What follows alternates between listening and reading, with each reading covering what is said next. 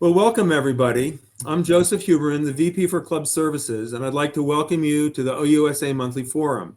Tori Campbell is going to explain the history of the Youth Development Program, and then Bridget Hall will lead a youth panel discussion. We will have time for questions, so if you want to speak, please raise your hand and keep your microphone off until you're called on. You're also welcome to put a question into the chat at any time. This program is being recorded. So if you don't want to be recorded, please turn off your camera and mic or leave the meeting. And is that my cue? During the presentation, there could be some detailed slides showing. So they have a lot of details. So you can change your settings in Meet to see as much detail as possible. Click the three dots at the bottom, select Layout, and change it to Spotlight. Then select the three dots again, and then select Full Screen. Also, if you hide the messages until you need them, you'll get a little more screen space. So let me turn it over to Tori. Go ahead, Tori. And thank you for my cue. So in a little bit of a change, Bridget ended up having a pretty busy week, but luckily Dylan Poe is with us to be able to step in. So I'll get us started and then I will pass it off to Dylan. So I'm Tori Campbell. I'm the VP for Youth Initiatives on the OUSA board. And this is the OUSA development program we're going to talk about today. For decades, I would say at least as far back as the 1990s, I went back and read through board minutes. A major focus of our federation has been developing young orienteers. There's been some form of programming for our under 20s for pretty much as far as I could tell. And there have been pretty much regular periodic discussions of how to grow orienteering among our college age and our young adult orienteers. Major efforts have included coaching at regional, club, national levels, as well as increasing training, competition support, and opportunities. Goals have consistently included improving participation and results, both nationally and internationally, as well as building commitment to the sport. The torchbearers of this effort span clubs and generations of orienteers, and it's humbling to look back at the tremendous effort that so many of us have poured into sharing the sport we love with young people. It's also evident that many of us have struggled with the same challenges in building a national level program. Capacity in terms of both people and resources, and sustainability. We are a small sport in a very large country. No one person can do this alone. The roots of the youth development program trace back to 2018, when then junior national team coach Aaron Sherm and my predecessor, Barb Bryant, attended a conference about Team USA's American Development Program, an answer to concerning shifts in American sport culture. Across sports, Team USA was seeing an overemphasis on early specialization, leading to chronic injury and burnout in young athletes. It was even affecting our Olympic athletes. Something had to change. The new model focuses on fun over competition for those just entering the sport, but it also includes development tracks not just for elite competition, but also for age group competitors who further the sports in other ways. And so you see those circles there at stage 1, that's the entry I was talking about, and the emphasis on play. And then also you see stage 4 is split into 2. And that's what I was talking about, having that dual track. So Barb and Aaron brought these ideas back, and they led a working group in developing an OUSA orienteering focused model. So drawing on these ideas, we developed and published the orienteering development model in 2019. And that's about the time that I transitioned in as the new VP for Youth Initiatives and focused on developing online coaching and training resources. This seemed even more relevant as then, of course, we all found ourselves stuck at home in the middle of COVID. And then opportunity arrived, although I admit it didn't exactly seem like that. It felt more like one more task I didn't really have time for.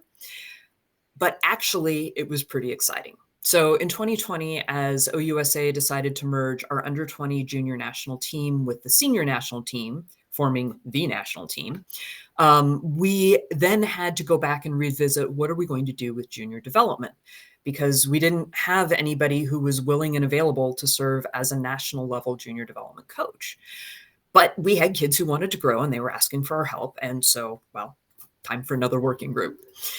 And we thought about things and decided to just really go back to the drawing board, informed by the orienteering development model's many paths to success. And you can see that there again in stage 4.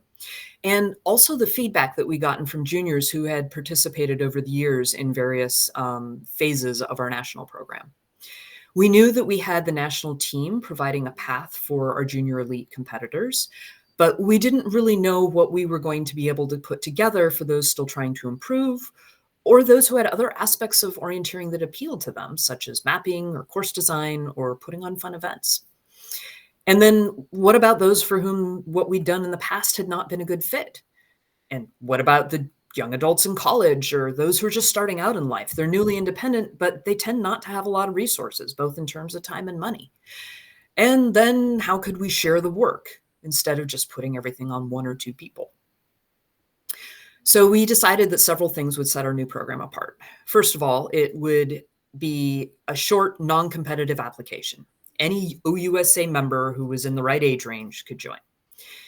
And we expanded what we considered to be the top end of our age range. We said we're going to take people all the way up to WUOC age, so that's all the way up to 25.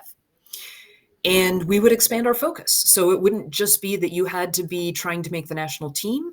It could be any interest that you had in orienteering would be your key to enter.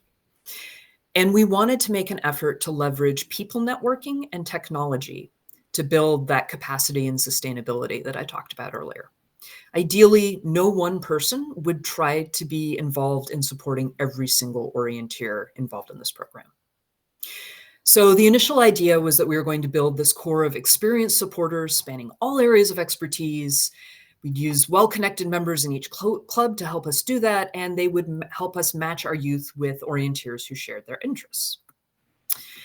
So we wanted to take this program and make it sustainable and inclusive. And so we started with a focus on connections and resources: coaches, experts, mentors, peers, an online training library, social events during NREs, and course reviews online afterwards. So anybody could participate in them, whether they went to the event or not.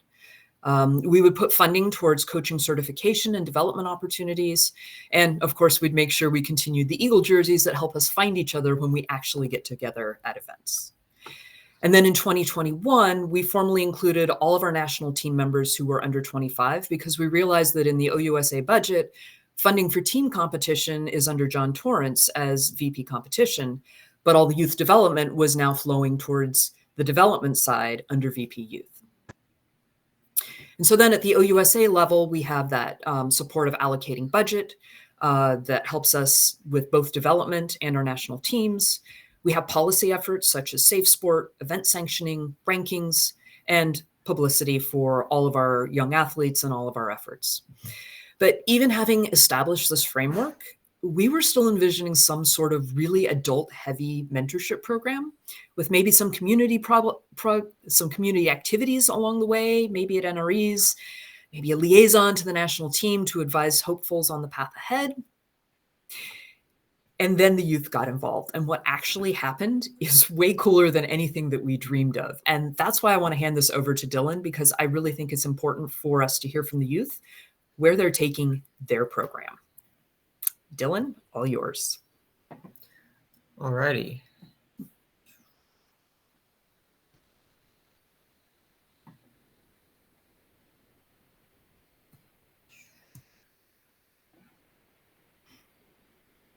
Okay. Thank you, Tori. Hope everybody can see the screen all right. I'm Dylan Poe. So back before the national team restructure, I was on both the junior national team and the junior development team at different times for a few years. As I got back into orienteering through college, I signed up to be the YDP supporter or volunteer. And through that, I've taken the coaching certification levels 1 and 2 courses, and now on the YDP steering committee. So I'm trying to step in and help organize some more things as we continue on with the program. As Tori mentioned, Bridget couldn't be here today, but she was supposed to be presenting this section of the presentation. She reached out to several or all of our YDP members and asked them what they appreciated about YDP, what they think that we could do in the future.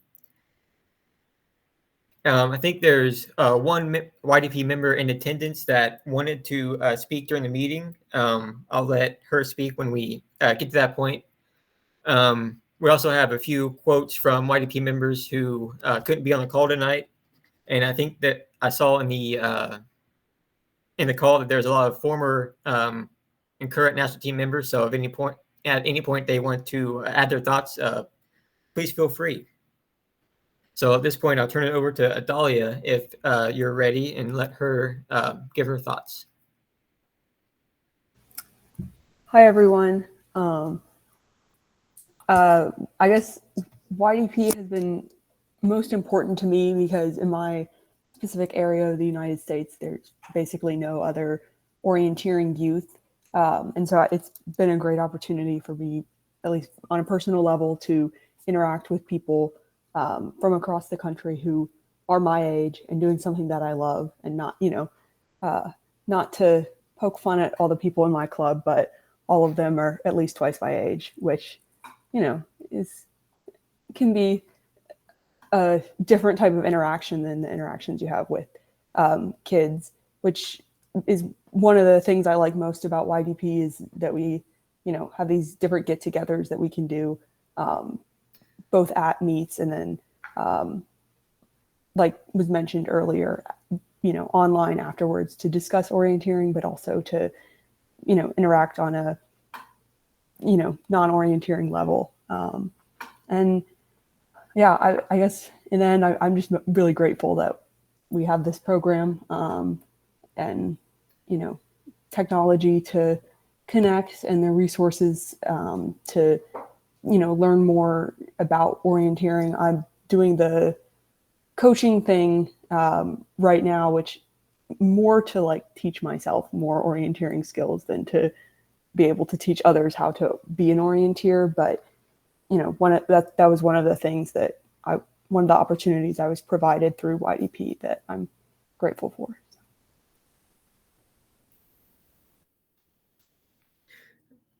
Thanks, Adalia. I'll move on to our first quote.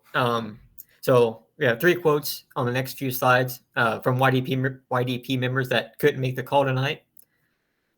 So this quote, the YDP has created several opportunities to make me a better orienteer and support getting to know fellow youth orienteers across the country. The online course reviews after NREs are very helpful, and I love having the opportunity to talk to others about the course. The YDP coaches also provide insightful feedback and encouragement.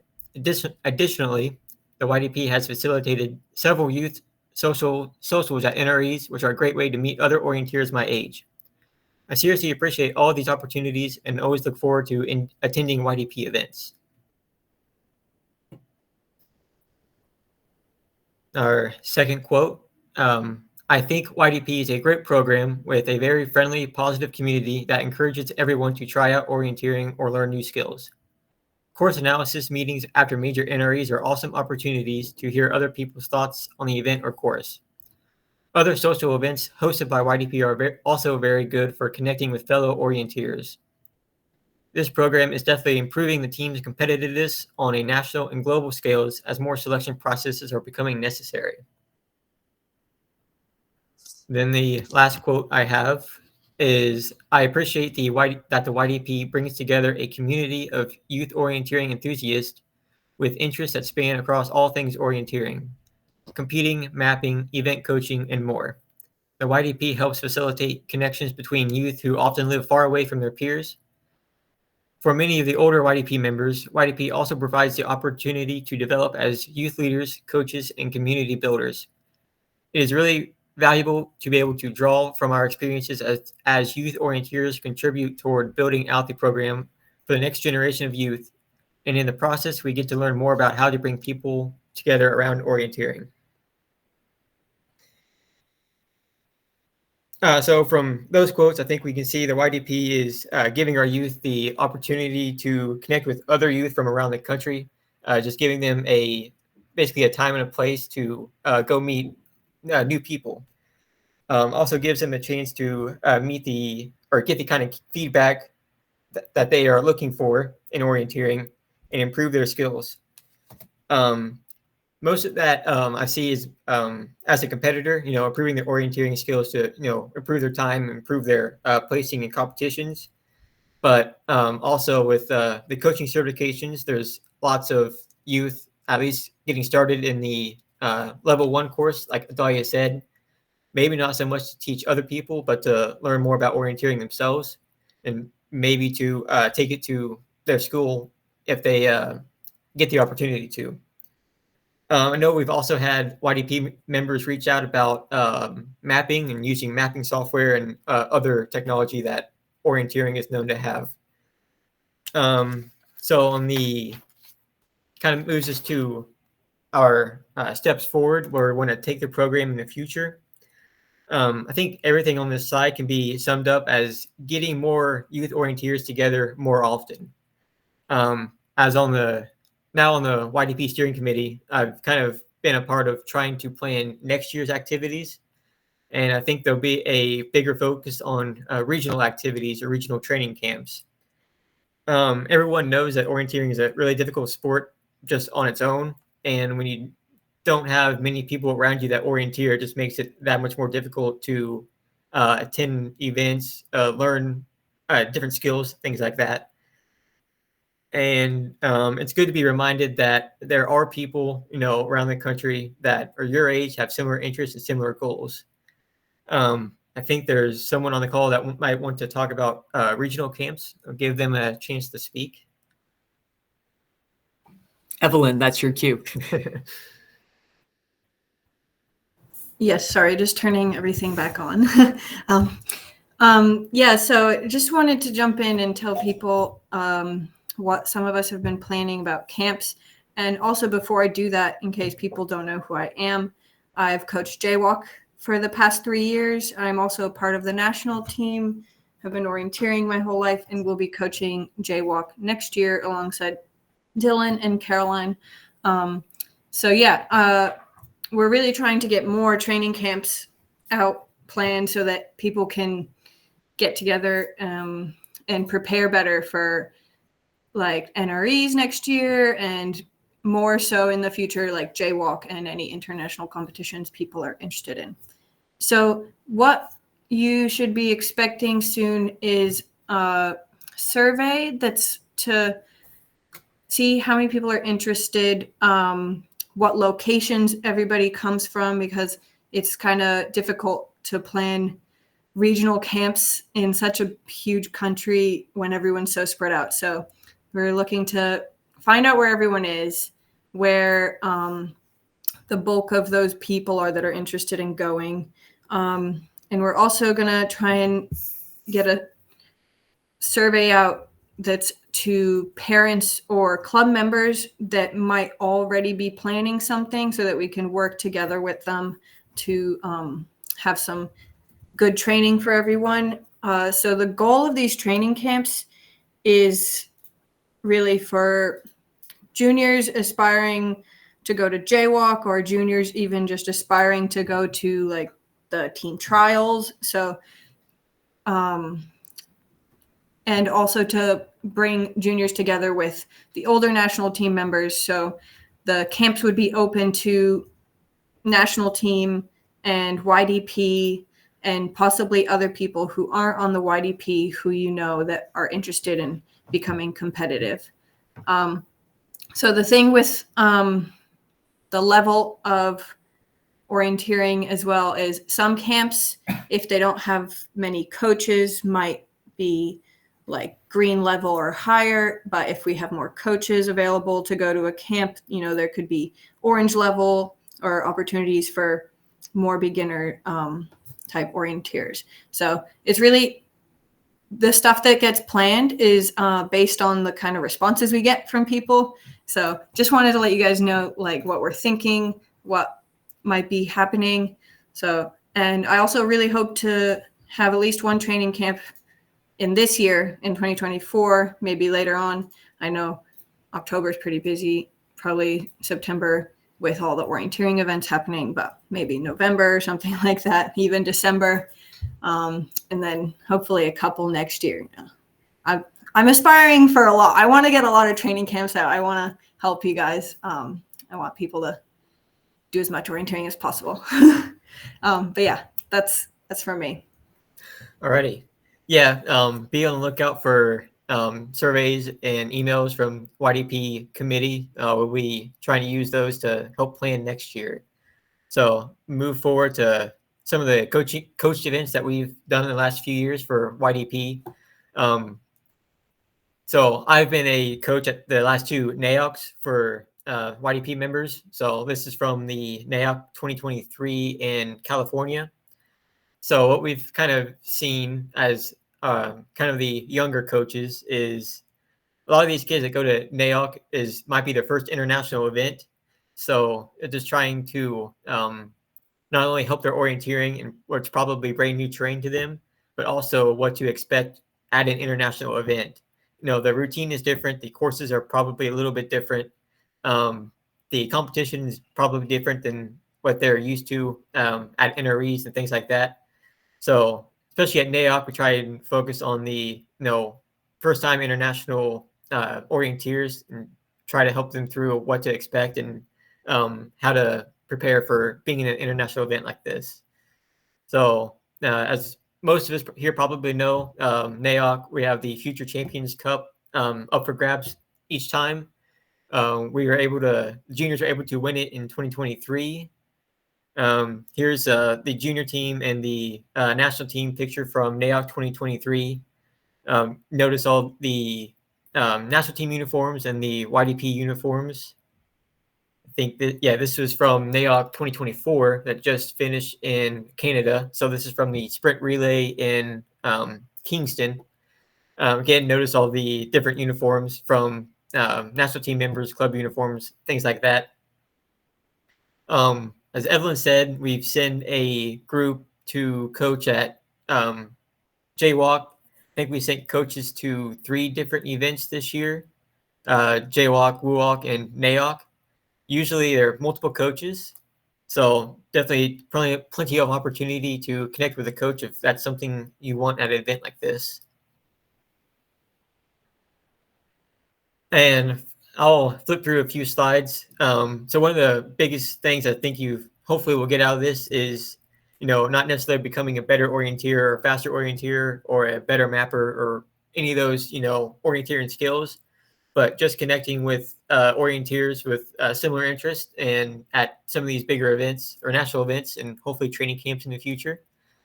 So flip through here, hope you'll pick out the orienteers similar age, juniors that have, look at the jerseys from different clubs from around the country.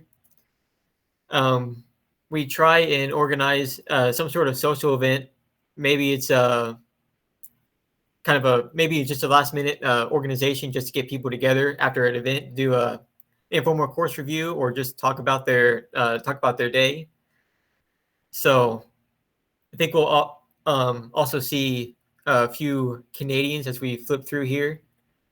So not just limited to U.S. youth orienteers.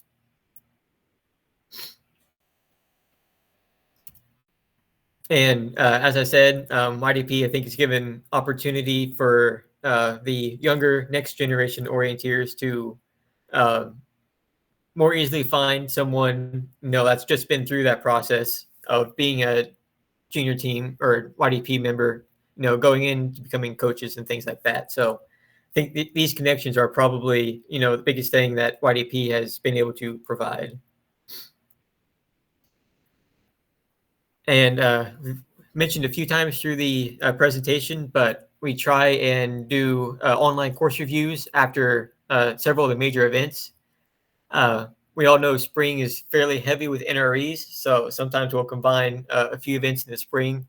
But I think we've done, 3 or 4 of these through the year whenever there's a national event. So one thing I find interesting is, you're invited to these course reviews whether you attended the event or not. So I always find it interesting comparing the what routes people would take and how they differ between people who are actually there and people who haven't seen the terrain before. So it's always a fun little thing I look out for. but we usually give the opportunity for the YDP members to draw their route on the slides, just to compare different thought processes and things like that. We usually try and invite the course setters for these events. So through these online course reviews, we get several different perspectives about how to attack some of these different legs, especially in terrain that a lot of people may have not seen before. So it's always interesting to see what people pick out in these kind of course reviews. And then I think I'll wrap up the presentation here. If anybody wants to add anything to the end of the presentation, welcome to do so, but I am going to turn it over to questions. And Joseph, I think the chat might be disabled. I click on it and nothing pops up, but I'd love to drop some links in there for things people can access.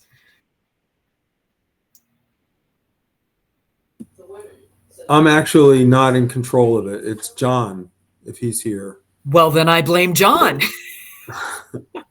Good job. All right, Matt. I'll see what I can do, but he set this up, and so Oh, this is interesting. It might just be me that can't actually drop anything in there. I haven't done anything, so it apparently is just you, Tori. I feel loved. Okay. John, I'm going to email you some links. Would that be okay? Can you drop them in there for me, please? I think I can, Tori, if John Okay, can. yeah, I can send those to you too, Dylan, to click on it, see if it activates.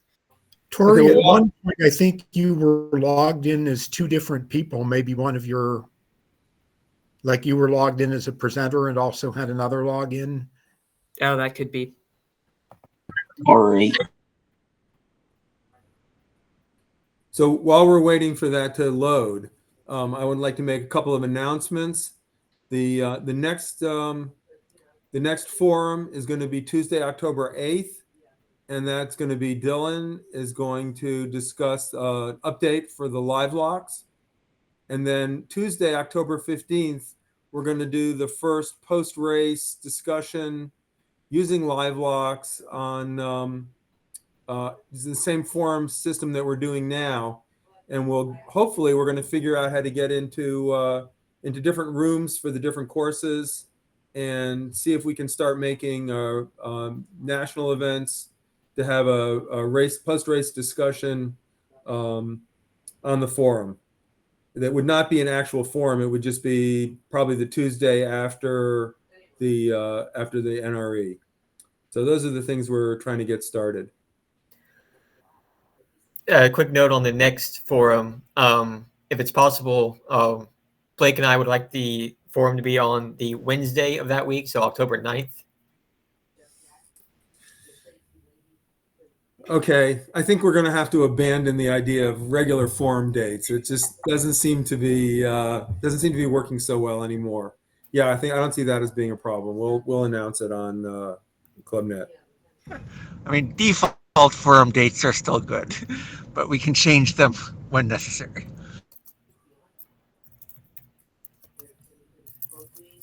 Surely somebody wants to ask us questions.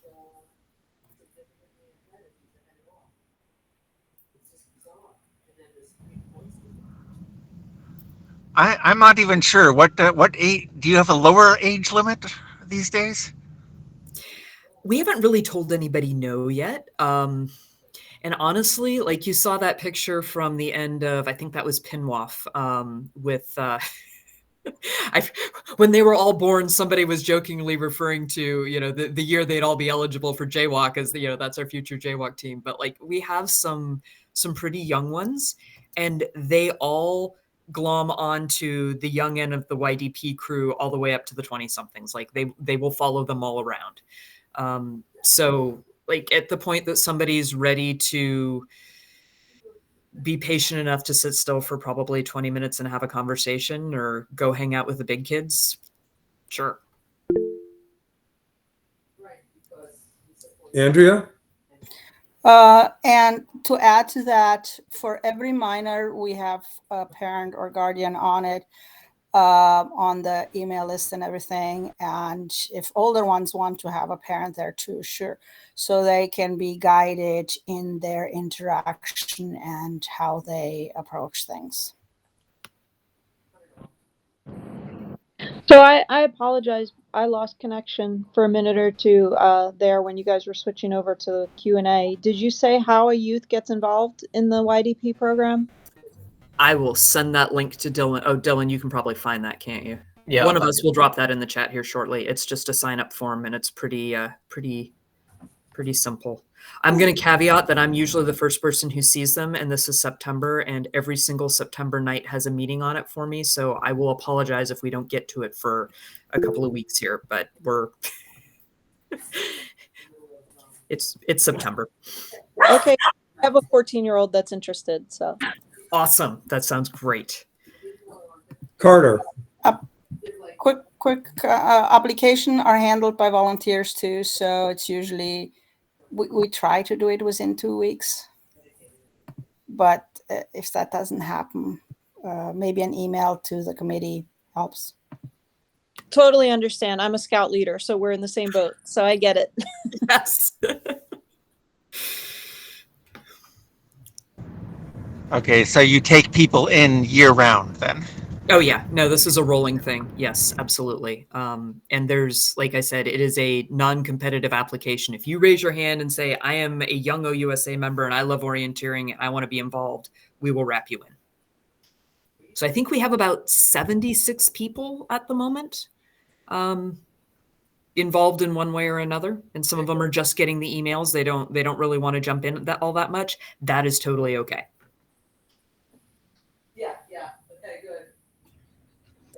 There's a question in the chat, and I think maybe for Tori or Andrea, can we buy additional shirts when our youth kind of grow? And is there a possibility to buy a shirt as a parent supporter because they just look so cool? So the Eagle shirts are after the first one are at cost. So we're just really passing them on at cost plus shipping. We have not really looked into the supporters. So at the moment, it's really just covering the youth. But the idea has floated around, like whether we could actually have a separate for sale kind of variation on the design, so that one can have supporters get something slightly different than the thing that is for the youth, if that makes any sense. We did the t-shirts last year. So the design that you saw on the lead slide that had the orienteering control with the quotes, those are actually quotes from people's applications for the YDP. And it was kind of fun because they all went around and read them and tried to figure out who wrote each quote. It's on the back of the t-shirt that I'm wearing. And we gave a bunch of those to supporters as well. We were looking to do that this year, and we didn't have anybody who could take on t-shirt design, and life caught up with spring, and that was the end of that. But that's something we've done in the past that I would love to see us do again, because I thought those t-shirts were a nice way to share YDP as well. Carter, you had a question about could you buy where you could get orienteering jerseys. So the YDP ones, you have to talk to Andrea because she's the one who has like the magic pipeline to ordering them. But other than that, I think orienteering vendors are probably your best source to get orienteering jerseys. All right. So, yeah, like at events, that's a lot of times where you'll see them. And clubs. Your club might have one if you've got a club. Yeah, I have a club.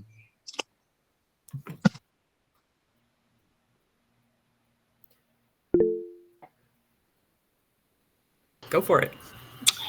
Most of the I'm on a lower level of coaching. I'm not but I love orienteering, and I think it's a fabulous sport. And most of the kids that I work or have coaching relationship with, they're doing other sports. But I view orienteering as particularly special because I really see it as very lifelong community out in the nature. Don't we need that? But Do you have, I mean, how to sort of sell or encourage towards signing up for YDP in that circumstances? In fact, I think I only know one kiddo who would be sort of he travels to other countries and goes orienteers, that type of level. Yeah. I mean, honestly, some of the people who've joined, their first NRE, their first national event is junior nationals when they're a high schooler. And so like they've met all these people online, and unless you have parents who drag you around, you don't necessarily go to these things. And then they finally get that opportunity where they get to go, and it's like, oh, these are all the people I've been talking to, or that I've been reading their logs on Attack Point. I've just never met them face to face. So I would say, even if you've got people who don't travel, if they're social and they're interested in just meeting other youth who like orienteering, I would say encourage them to join. If nothing else, it gets you on an email list. You get notifications when stuff's going on, and if you want to jump in, go for it. I think Alma raised her hand. Can I do a Oh, quick no, answer? it was by accident. This is Andrea. There is like a student, I don't know what the student membership is, but someone can join. They just don't have voting rights, but they can join at a really low fee. I don't remember what it is. Alma, go ahead. No, it was by accident. Sorry. Oh, okay. Oh, that's okay. It was good to see you, Alma.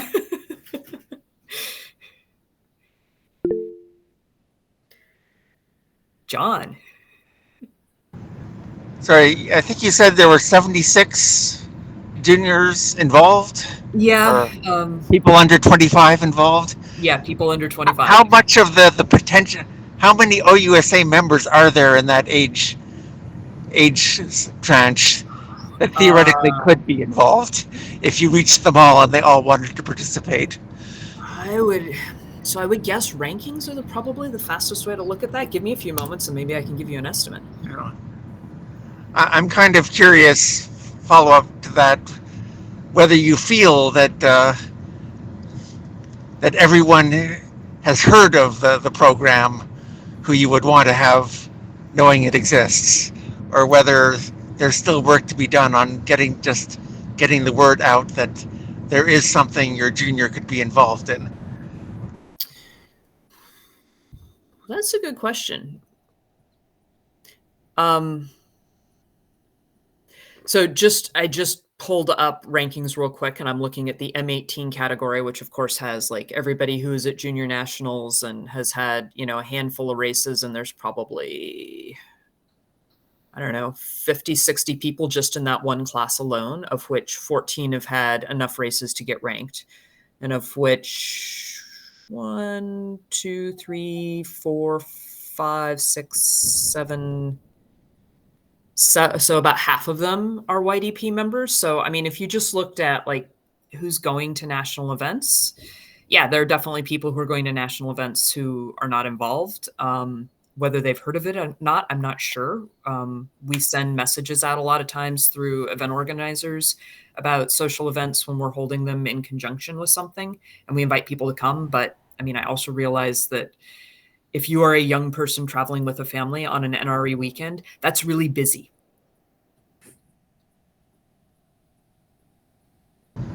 I guess another way of looking at it would be maybe, are there YDP deserts, like regions of the country that seem severely underrepresented?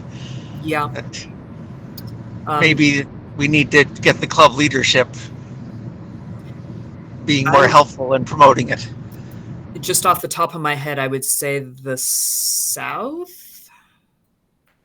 And I would expand that as far as like, I know we have a lot of youth and we have a lot of young people in Texas who are involved in orienteering, but I don't think we have a whole lot of them who are involved with YDP.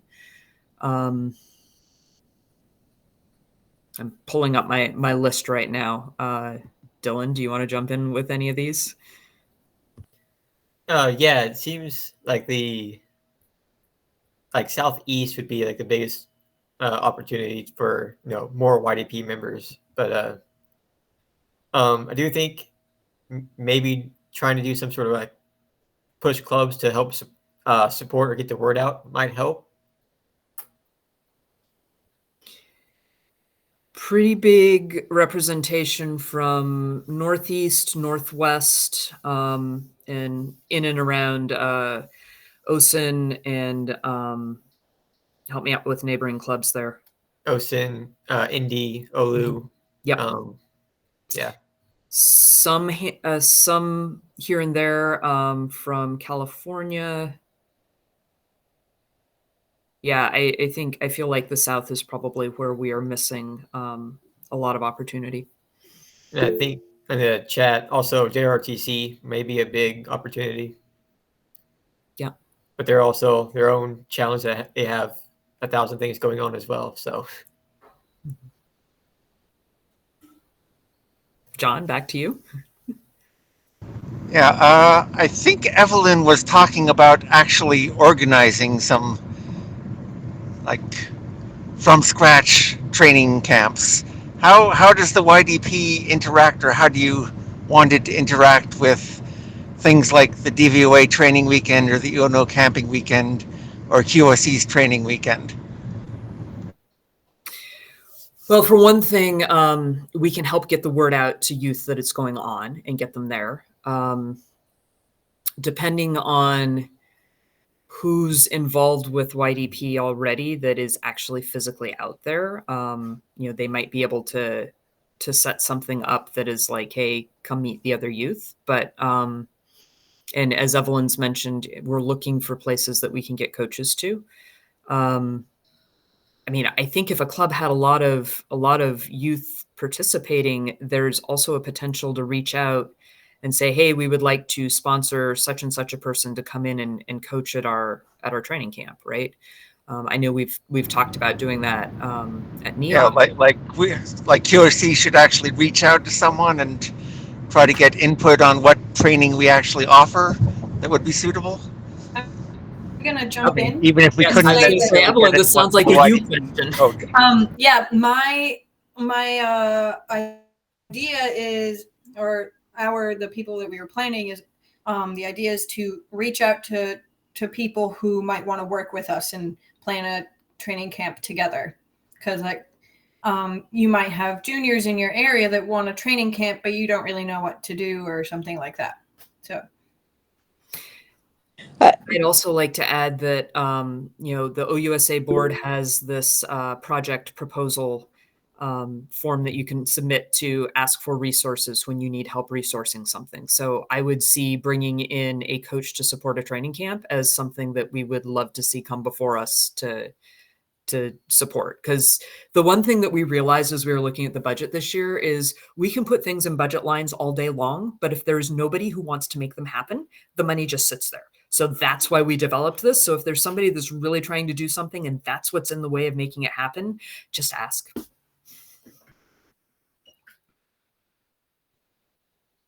Should we go to Becky? Yeah, so I'm new here. This is my first meeting I've ever logged into, but so I don't know how these normally go, but just to give you some feedback, someone just mentioned the DVOA training camp. My son, who's 14, is really interested and was going to sign up for that camp. We were talking about it all summer as soon as we heard about it, and he has a cross-country meet this weekend. So with the youth development program, maybe doing the development stuff in the summer or when we know there's breaks from school might help, because once they get started with those school sports teams, it's really, really hard for them to miss. They really give them a hard time about missing those events. Yeah, that is such a problem. I was just finished signing my son up for his basketball team, and the one team concept, you are not allowed to miss any school sport activity, practice, or competition for anything else. I find that incredibly frustrating and very much against what Team USA advocates in the American Development Program, but I also kind of get why they do that. Yeah, there are a lot of things that happen over the summer. They tend to happen at the big events. Yep, that's great. Thank you. Iona?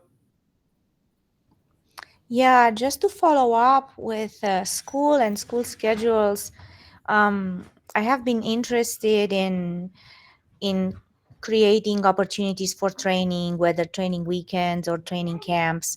Our families in Colorado, we have 3 kids that are all interested in orienteering. So one of the things I ran into was, when does school end and when does school begin, from different kids in different areas of the country. So, we finish Memorial Day weekend, but in Boston, they finish a whole 4 weeks later. And so the same thing is valid with August, September start. So, trying to find a time when you can get people from across the country together, even for a weekend, it's proving to be more challenging than I thought. But I think it's one of those things, Evelyn would probably say, just do something and see who can come. So looking forward to hearing more about resources and what people have in mind in different regions, and just hope we can make it happen.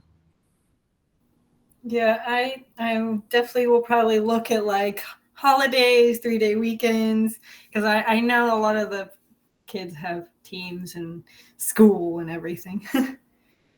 Yeah, and then the college kids sometimes end up not even getting national holidays, which was a surprise to me. So, yeah, it starts getting really hard to get people together. I do feel like you're onto something with the regional focus, though, because at least regionally, schools tend to be more in sync. Not always, but sometimes it's a little better.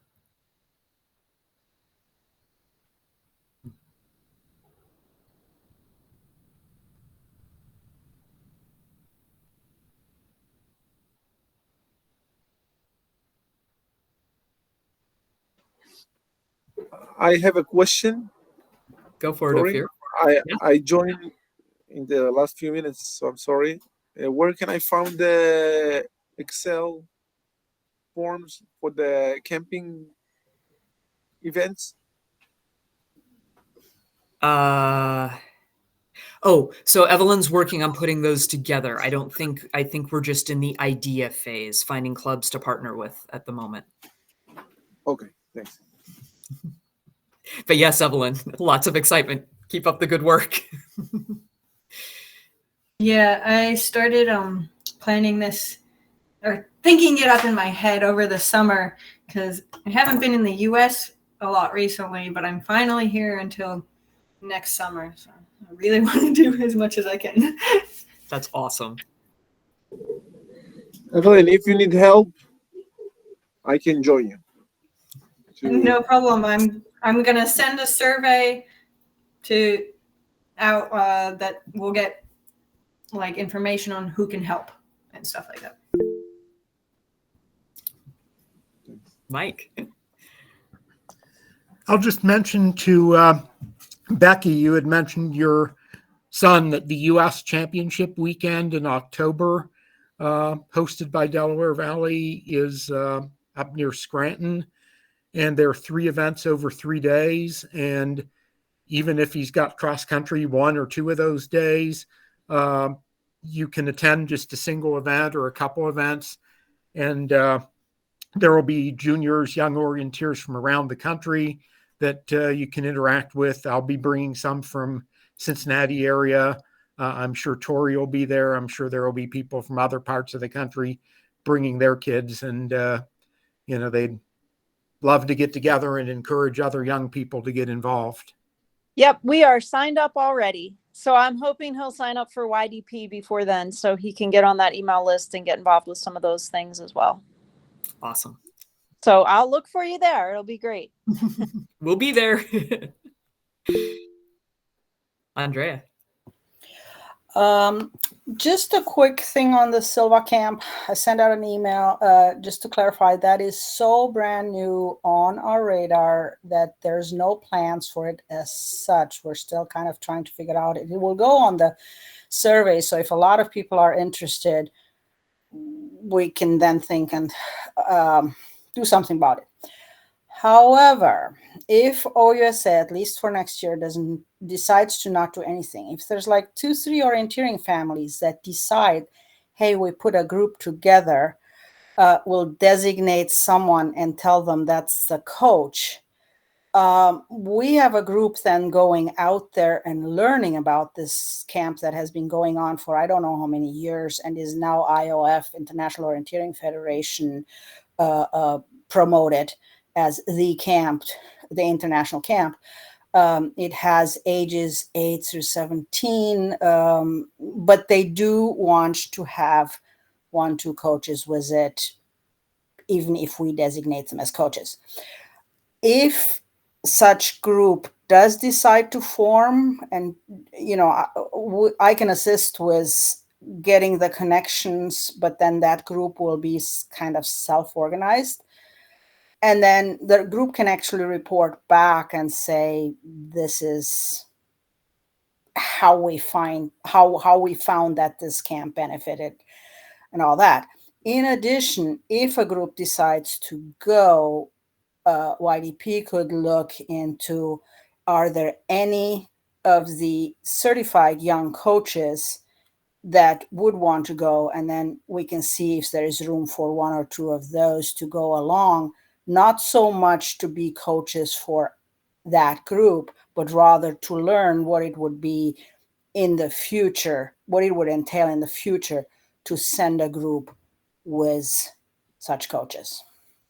Andrea, can you share what the Silva training camp is and where it is? We've been talking regionally in the US, so this might be a little more of a stretch.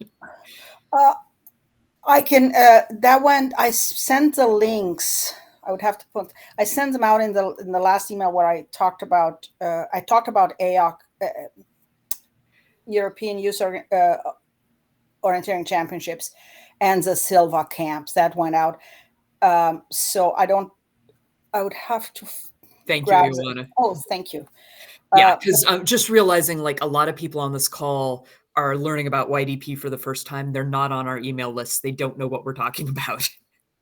Right. But I'm because I was starting to get questions about the Silva camp, I just threw it in there and say, look, it's not really on our radar, but get back to me. I have a little bit more information than what's on the website. And they also said they fill up fast and all that kind of stuff. So it wouldn't be YDP families that just recently joined that, they have to get their head wrap around their head first about the regional and local and US things. But there are people on the YDP that may already think internationally too. So at least reach out and I can get you the rest of the info. Or once you get on the YDP email list, because you joined YDP, you can go on the website and go back through the emails and find more information, if that makes any sense.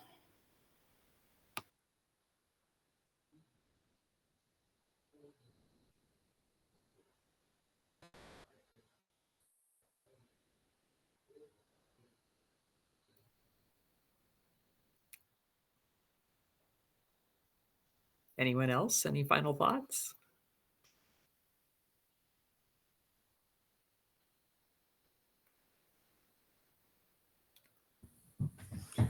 I think you guys did a great job with the presentation and some good discussion afterward. Is anyone else have anything they want to add or a comment they want to make? I think I saw something from Carter in the chat. I still can't open my chat, so.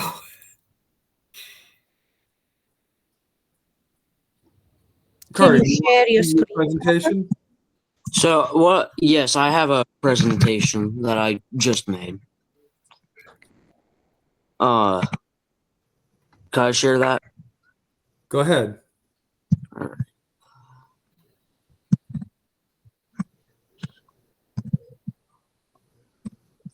All right.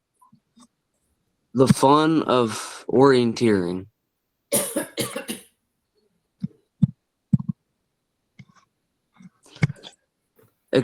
Explore. I gotta figure this out real quick. All right. Am I good to go? So we can see your search slides and your last open by me. Do you have a presentation that's open right now? Yes. Okay, it's not sharing that piece. Okay. It's probably when you started the share and it gives you the options.